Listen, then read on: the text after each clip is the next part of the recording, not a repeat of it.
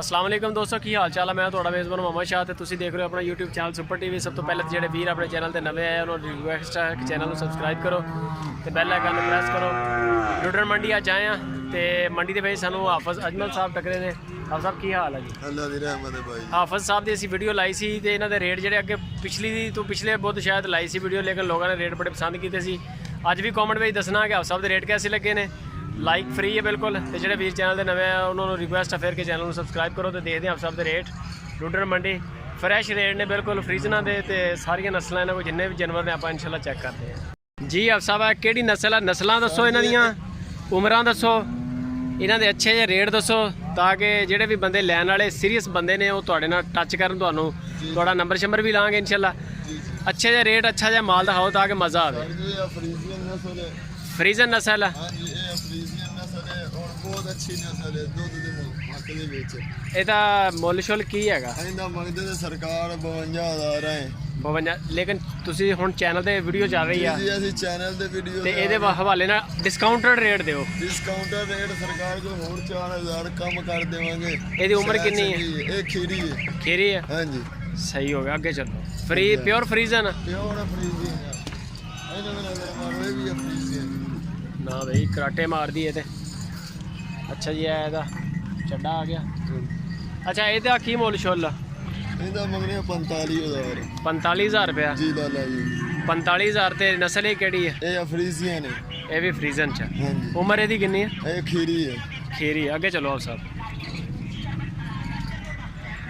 ਅੱਛਾ ਜੀ, ਇਹ ਕਿਹੜੀ ਨਸਲ ਚ? ਸਭ ਤੋਂ ਸਸਤੇ ਰੇਟ ਸਾਡੇ ਨੇ ਜੀ। ਇਹ ਵੀ ਫਰੀਜ਼ਨ ਨਸਲ ਹੈ। ਇਹ ਵੀ ਫਰੀਜ਼ਨ ਨਸਲ ਹੈ। ਹਾਂਜੀ। ਤੇ ਇਹਦਾ ਕੀ ਮੁੱਲ ਸ਼ੁੱਲ ਕਰ ਰਹੇ? ਇਹਦਾ 47000 47000 रुपये मुल है जी। ਇਹਦਾ ਚੱਡਾ ਆ ਗਿਆ।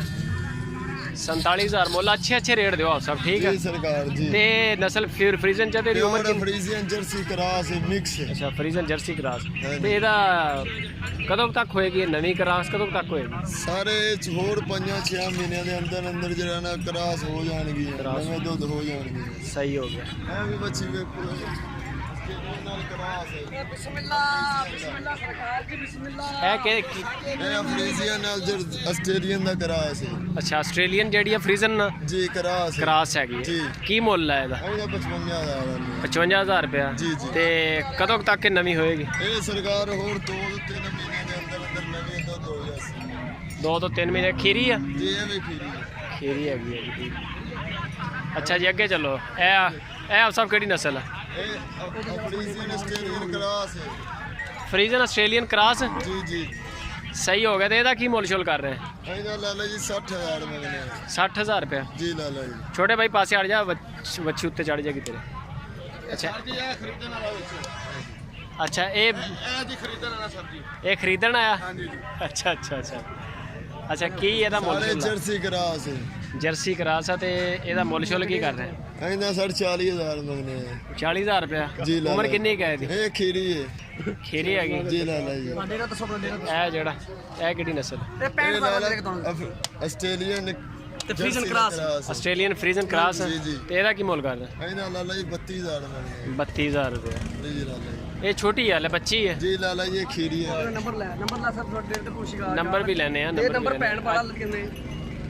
ਇਹਦਾ ਕੀ ਮੁੱਲ? ਇਹ ਜਰਸੀ ਆਸਟ੍ਰੇਲੀਅਨ ਹੈ। ਇਹ ਤਾਂ ਭਾਜੀ ਤੁਹਾਡੀ ਜ਼ਾਤ ਵਾਸਤੇ 42000। ਇਹਦਾ ਕੀ ਮੁੱਲ ਕਰ ਰਿਹਾ?